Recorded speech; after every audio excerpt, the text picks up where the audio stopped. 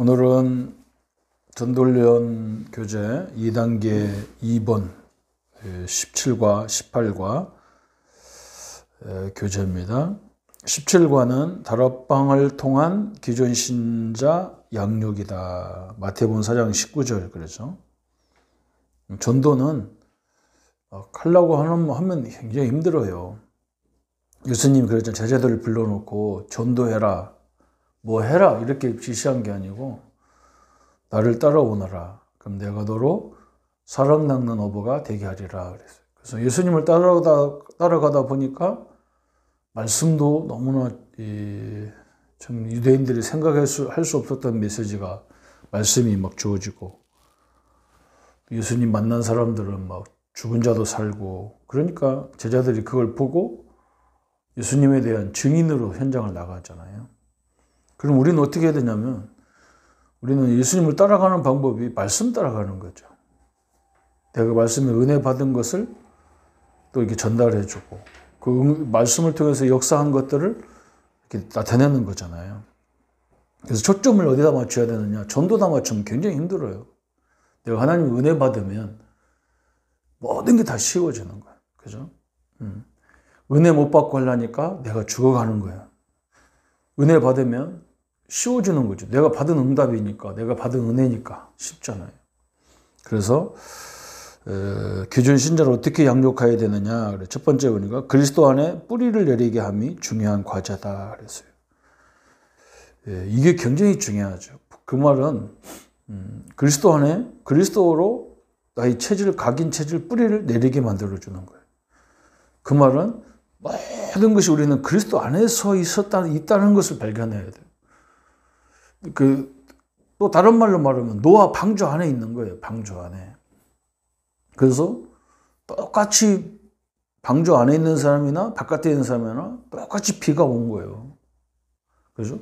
근데 방주 안에는 비가 오니까 방주가 붕 떠가지고 안전한 지대로 가는 거죠. 그죠? 그런데 똑같은 비인데 방주 바깥에 있는 사람은 죽는 거예요.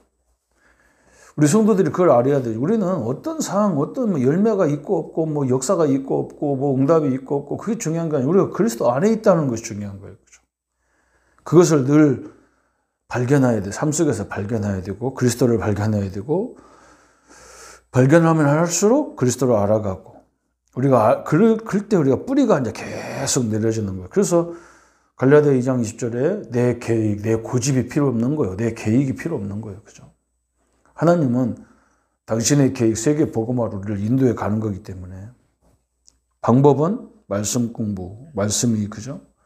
뭐 큐티를 통해서 말씀을 이렇게 말씀 속에 이런 것들이 중요하다. 두 번째는 그리스도 안에서 방법도 가르쳐야 된다. 그랬어요. 그죠? 방법도 그리스도 안에서 나오는 거예요. 그래서 내가 그리스도를 알아가는 데서 방법이 나오는 거예요. 우리는 뭐예요? 현장의 방법을 찾으려니까 힘들어요. 그리스도 안에서 내가 있는 현장을 바라보면 방법이 나오게 돼 있죠. 나만 방법. 그래서 내 현장과 모든 사람의 현장이 다 각자 달라요. 그렇기 때문에 그 속에서 그리스도를 또 다른 각도로 발견하고 또 그 속에서 내가 이 그리스도를 누리는 기도의 발견. 또 내가 그 속에서 할 수 있는 전도의 발견이 나오는 거죠. 그 현장마다 다른 거니까. 그래서 요원 훈련, 현장 훈련을 방법도 그리스도 안에서 나오는 거죠. 세 번째는 그리스도 안에서 직무도 나오는 거예요. 내 일에 대한 직무도. 전도지요, 이게. 자기 직무 없이는 아무도 살아있는 활동할 수 없다. 예수님은 어떻게 하셨냐면 둘씩 짝지어서 보냈다 그랬어요. 왜냐하면 그런 것들을 서로 이제 포럼하기 위해서. 그죠? 여기서는 어떻게 해야 되나. 이 현장은 어떻게 해야 되고 이 사람들은 어떻게 해야 되나 이런 것들이 그리스도 안에서 발견되는 거예요. 지역을 정해두셨어요. 그래서 예수님이 지역을 정해놓고 가면서 뭐라 했냐면 가서 잃어버린 양을 찾아가라. 그 말은 뭐냐. 교회 다니다 낙심한 사람들 그런 사람들 조사해서 먼저 찾아가라는 거예요. 그게 또 굉장히 중요한 부분이 있잖아요. 그죠? 그 사람들이 복음을 잘 몰라서 낙심하고 좌절해온 사람들이기 때문에 지역 중에서도 유명한 개인을 집중해라. 그 속에서 제자를 찾아야 되니까 그렇죠. 어려움이 있는 어려움이 있음을 미리 알려줘라. 왜? 사단이 역사하기 때문에. 틀림없어요. 사단이 없으면 그냥 막 밀어붙여도 되고요. 그냥 해도 돼요. 근데 사단이라는 걸 알면 그렇게 막 하는 게 아니죠. 세 번째, 자기가 전도한 사람이 생길 때 영적인 확신과 영적인 업무가 시작된다. 네 번째, 양육을 그때부터 이제 맡기는 거죠. 그런 것을 아는 사람에게 양육을 맡기는 거예요. 맡길 때는 과감하게 맡겨야 돼요. 맡겼더니 막 이게 현장이 무너졌다. 그래도 좌절하지 않게 해줘야 돼요. 그죠?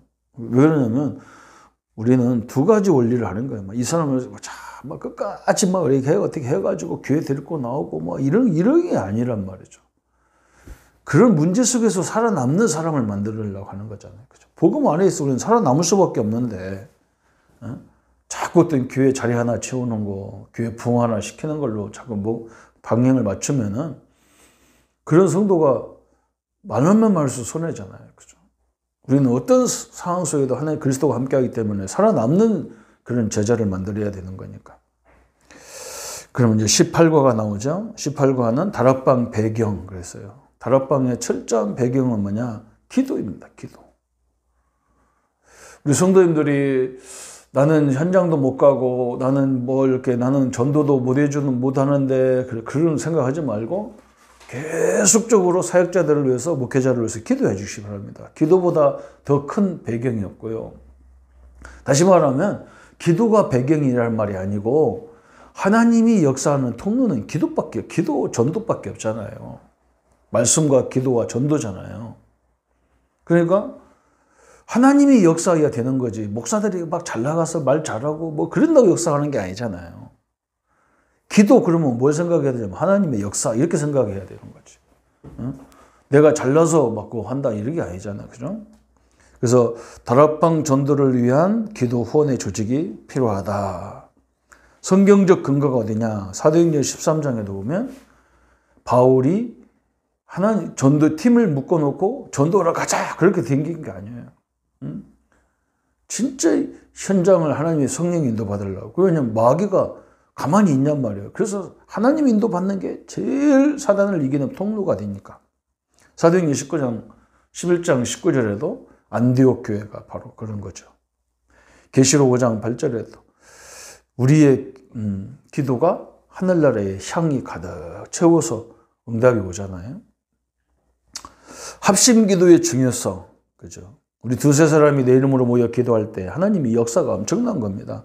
사도행전 1장 14절에도 사도행전 12장 같은 데도 온 교회가 기도할 때 그 역사는 이루 말할 수 없어요.